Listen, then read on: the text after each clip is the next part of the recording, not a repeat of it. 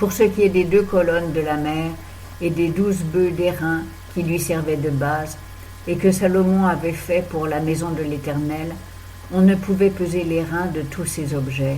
Pour les colonnes, chaque colonne avait 18 coudées de haut, et un cordon de 12 coudées en pouvait faire le tour. Elle était épaisse de 4 doigts et creuse. Et il y avait au-dessus un chapiteau d'airain, et la hauteur d'un des chapiteaux était de 5 coudées. Et sur le chapiteau, alentour, était un réseau et des grenades, le tout d'airain.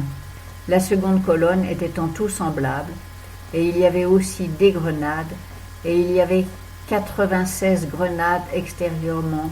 Toutes les grenades sur le réseau étaient au nombre de 100 alentour.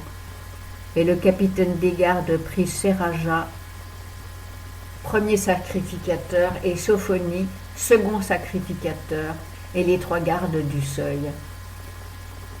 Et de la ville il prit un eunuque qui avait la charge des gens de guerre, et 7 hommes de ceux qui voyaient la face du roi, qui se trouvèrent dans la ville, le secrétaire en chef de l'armée qui enrôlait le peuple du pays, et 60 hommes d'entre le peuple du pays qui furent trouvés dans la ville.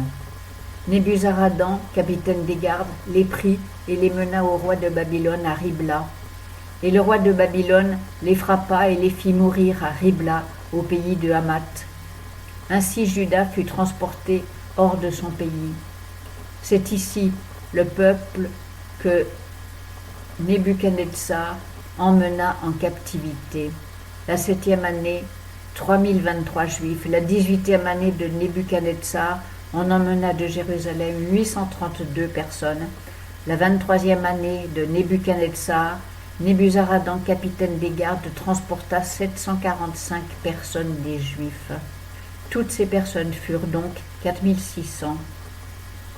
Or il arriva la 37e année de la captivité de Jéhojakim, roi de Juda, le 25e jour du 12e mois, qu'Évil-Mérodach, roi de Babylone, l'année où il devint roi, releva la tête de Jéhojakim, roi de Juda, et le tira de prison.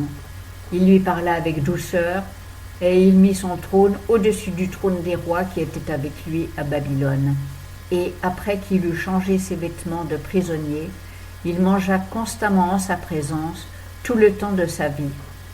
Et pour son entretien, un ordinaire continuel lui fut établi par le roi de Babylone pour chaque jour, jusqu'à sa mort tout le temps de sa vie.